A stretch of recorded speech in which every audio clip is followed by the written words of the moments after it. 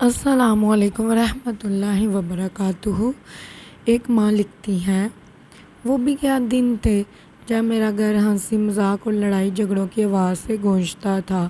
ہر طرف بکھری ہوئی چیزیں، بستر پر پینسل اور کتابوں کا ڈھیر، پورے کمرے میں پھیلے ہوئے کپڑے۔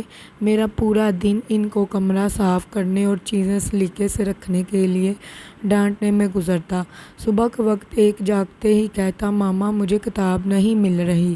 دوسرا چینکتا، میرے جوتے کہاں ہیں؟ ایک منمناتا،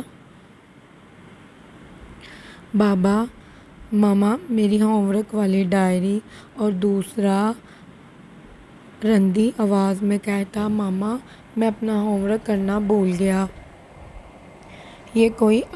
ہر کوئی اپنا اپنا رونا رو رہا ہوتا اور میں چیختی کہ آپ کی چیزوں کا خیال رکھنا میری ذمہ داری نہیں۔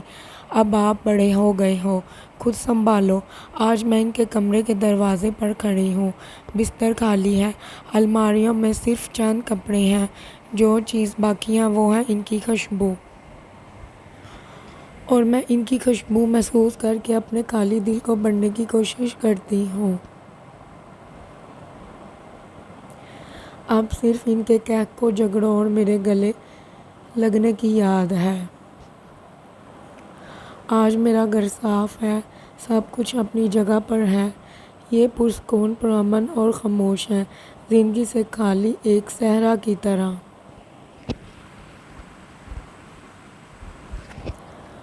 وہ ان کا دروازہ کھلے چھوڑ کر بھاگ جانا اور میرا چیختے رہنا کہ دروازہ بند کرو۔ آج سب دروازے بند ہیں اور انہیں کھلا چھوڑ جانے والا کوئی نہیں۔ ایک کسی دوسرے شہر چلا گیا، دوسرا کسی دوسرے ملک۔ دونوں زندگی میں اپنا راستہ ڈھونڈ رہے ہیں۔ ہر بار وہ آتے ہیں اور ہمارے ساتھ کچھ دن گزارتے ہیں۔ جاتے ہوئے وہ اپنے بیگ کھینچتے ہیں تو یوں لگتا ہے جیسے میرا دل بھی ساتھ کھینچ رہا ہو۔ میں سوچتی ہوں کہ کاش میں ان کا یہ بیگ ہوتی تو ان کے ساتھ رہتی۔ لیکن پھر میں دعا کرتی ہوں کہ وہ جہاں رہیں آباد رہیں۔ اگر آپ کے بچے ابھی چھوٹے ہیں تو انہیں انجوائے کریں، ان کو گدگدائیں، ان کی معصوم حیرت کو شیئر کریں اور ان کی چھوٹی چھوٹی پریشانیوں کا مداوع کریں۔ گھر گندا ہے، کمرے بکھرے ہیں اور دروازے کھلے ہیں تو رہنے دیں، یہ سب بعد میں ٹھیک ہو سکتا ہے، لیکن بچوں کے ساتھ یہ وقت آپ کو دوبارہ نہیں ملے گا۔